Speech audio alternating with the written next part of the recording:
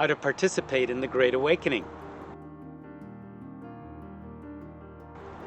This is Philip Montrose. My wife and partner Jane Montrose and I help people step up and tap into the heart and soul with holistic coaching and healing.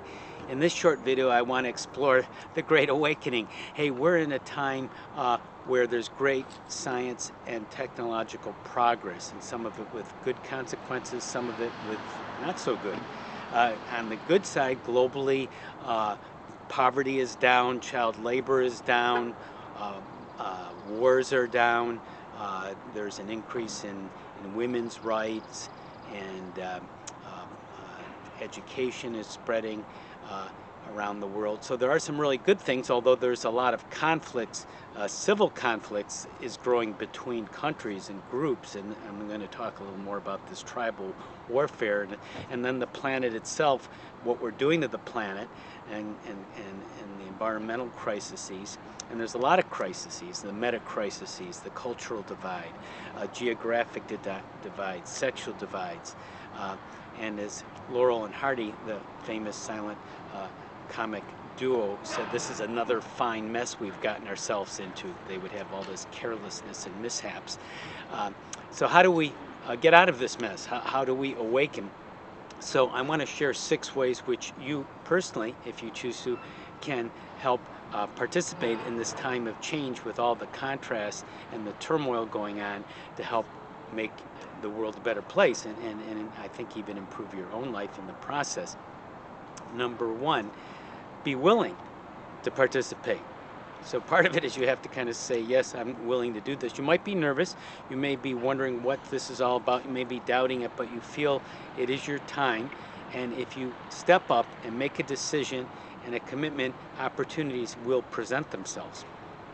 Second way you can participate is following your heart, opening and following your heart, which is really needed in a very left-brain, mind-driven world, very left-brain, very analytical and separatist, and it's created a lot of domination of people and natures in the process. So to balance this sort of hyper-masculine world, we need a more feminine, intuitive, heart-driven world, a heart-aware world, I should say, a heart-intelligent world, and that's what HeartMath Institute research says.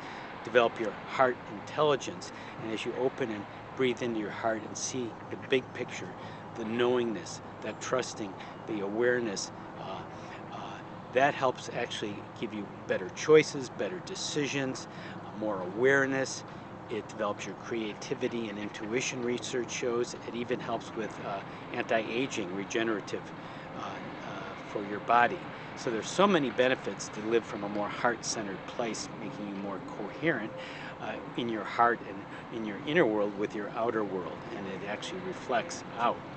The third way to participate in the Great Awakening is to embrace your purpose, find your purpose, live a life that's more purposeful, because your purpose is your service, and that might be communication, it might be art, it might be helping others, it might be research or leadership, or some combination of all of those things in the right way for you, using your experiences, honing in on that, and that's part of your soul's plan, what you're here to do if you choose to do it, and step up. So everything is kind of coming together in this moment, and you can use your purpose to make a greater life for you and other people. For us, for myself, Jane Montrose, and myself at Awakenings Institute here in California, I'm in Ventura, California, by the coast here behind me. What we have done is follow our passion, and years ago in our 30s, we were very interested in holistic spiritual coaching, healing. We followed this. We started training people as we learned more, individual sessions, and we're still doing that. But of course, times have changed, sometimes dramatically, as we've discussed, and we have changed, and your purpose changes, it evolves. So although we're doing a lot of the same things, we've overcome levels of fear and doubt. We've taken leaps of faith at times, and that's part of the process of following your purpose at times when things seem to be questionable or challenging, which may be that way for the very reason to follow your purpose. Fourth way to participate in the Great Awakening is to clean up your consciousness, heal, clean up karma, things that are bothering you, things that you are reacting to, that you are driven by, things that you get distracted by. So those kind of things, when you notice what's draining you, what are you just immediately reacting to, you're not filtering it, you're not being aware of it, you're not considering what is going on at a deeper level, which may link to previous experiences, traumas in this lifetime or before, ancestral things, and you track that, and there's ways of doing that. We like to do energy healing. Yes, we do. Holistic EFT, energy tapping. We do spiritual kinesiology, healing from the soul and the heart, and others, and you may have some other effective methods. So work on the shadow, those dark obstacles, those parts that are the blind spots that you want to clear your vision so you can be much more present. Fifth way to participate in the Great Awakening is stay above the fray. Yes, there's dualities, there's left, right, this side, that side. All these things are playing out, and these polarities, you really need to be interdependent. They're connected like yin yang. And if they're not, then they're polarized. They're going apart. They're separating instead of bringing and working together. So you want to juggle things at times, see both sides, make some heart-centered evaluative understanding or decisions, and then you're able to be more in the world and not of the world, more effective, coming from a more peaceful, centered place. And the sixth way to participate is connecting with your inner and outer spiritual families. Outer families? Well, let's go your outer family. So those are people you know who are like-minded, who you support. They support you. They might be online or offline, or both. So those people are good to be around because they will help you become more loving and more aware and more present. You feel very comfortable and uplifted and supported and inspired by them, and vice versa.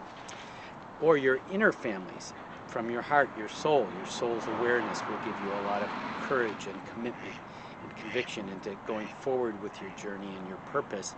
And then there's inner beings of light, there's masters, there's angels, there's guides. And as you become more present to these other dimensions through meditation, mindfulness, and other spiritual practices, you connect with the inner family, which links well with your outer family, and that will give you a lot more energy to go forward. One pattern to be aware of is getting a little bit too swayed by the status quo. We've touched on that, the status quo bias, it's sometimes called. So we're afraid to leave the herd because we'll lose something. We'll lose safety. We don't want to leave the harbor because we don't know what will happen. And yes, we want to be intentional and aware when we make steps and venture out and take those leaps of faith. But if we're too limiting, too restrictive, we're living in too narrow a space, and we can't really live our lives fully. So just be aware of too much automatically following the us versus them, the getting in the following what others are doing. Find out from your heart what's right for you, and proceed accordingly. So to wrap things up here on participating in the Great Awakening, remember to be willing to start the process, as I said, opening, following your heart, using your purpose as service, staying above the fray, connecting with your spiritual families. All of that will help you make it easier, make you a more loving person, a more grateful person, a more fluid person, a more creative person. But remember, you also can't make anyone else awaken. You can't make them do things, force them. They're on their own journey. There is free will. And there is a certain randomness in the order of things, too, that you can use. Yet we're all here together, too. So the more you shine your light, the more the environment changes and brightens. And then, as Margaret Mead said, things are only changed by that small minority. That's the only thing that can do it. So you join that small minority that has that sort of intensive light to help people follow and show them a way out of the darkness, so to speak. So we applaud you. We congratulate you for participating in whatever level you choose to, what you're guided to in the Great Awakening.